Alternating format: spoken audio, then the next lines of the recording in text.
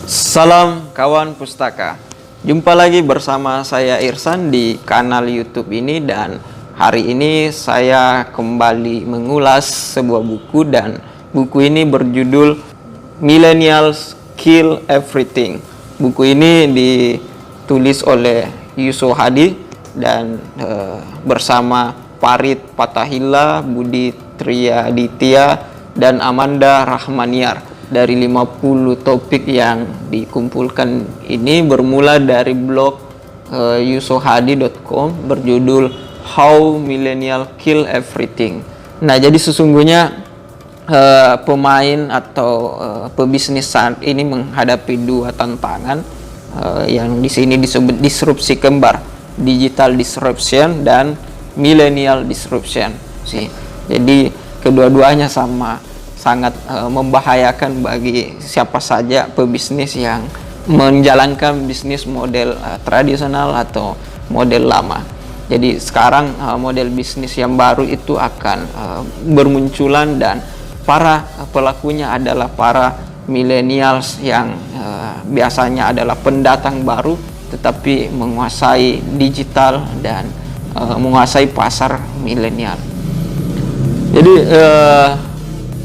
buku ini mengulas 50 topik. Yang pasti topik yang pertama dibuka dengan waktu kerja, dan topik yang kedua tentang tempat kerja. Kita tahu bersama bahwa waktu kerja bagi para millennials itu kalau dulunya jam 8 sampai jam 4. Nah, bagi millennials itu bukan lagi jam yang menjadi pakem untuk mengerjakan atau produktif. Demikian juga dengan tempat kerja. Jadi di sini from work to play.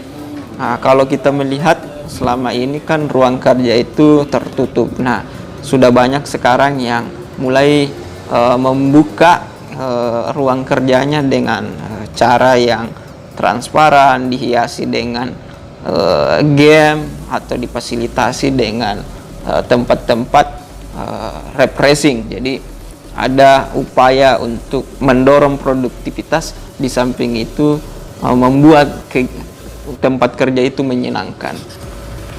Nah, saya tidak akan mengulas semua, yang pasti banyak pelajaran terkait bagaimana generasi milenial memandang banyak hal. Jadi di sini yang ingin saya tunjukkan misalnya soal, termasuk perpustakaan. Di sini diulas bahwa digital transformation or die. Jadi mau bertransformasi ke digital atau mati. Tapi yang pasti bahwa saat ini sudah banyak perpustakaan di Indonesia yang sudah bertransformasi, menyediakan layanan digital, ada komputer, ada internet, dan tentunya ada buku-buku digital. Nah, ini juga yang terjadi di Nrekang. Kita sudah menyediakan semua itu. Jadi di sini agar tetap relevan, perpustakaan harus melakukan transformasi digital. Tanpa itu ia akan punah karena ditinggalkan millennials. Dan bagi teman-teman, sekedar informasi, yang ada di Nrekang bisa mengunduh aplikasi baca buku di Play Store, ya, di aplikasi Nrekang. Nah, di topik ke-48 berbicara tentang media cetak. Jadi media cetak, kalau yang terakhir ini kita dengar Tempo sudah tidak menerbitkan lagi cetaknya, dan kini bergeser pada digital. Nah, ini juga yang terjadi bahwa saat ini banyak generasi milenial yang memilih ya membaca lewat online, lewat digital, dan saya kira generasi milenial ini akan menumpas, ya, seperti yang disebutkan di sini, akan menumpas media cetak hingga ke akar-akarnya. Yang pasti kita sudah melihat banyak bahwa media cetak itu sudah banyak yang beralih ke digital, bahkan di Amerika pun sejak dulu.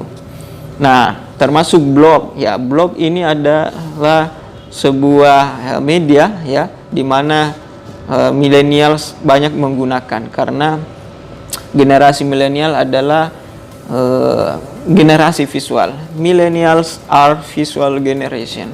Jadi dalam blog atau vlog, ya, itu merupakan cara mengekspresikan diri, pikiran melalui visual yang bisa dinikmati oleh para pembacanya, sehingga blog ini juga menjadi media yang membuat karya-karya yang menjadi populer, dan ini banyak digunakan oleh para penulis-penulis maupun para blogger-blogger yang ada.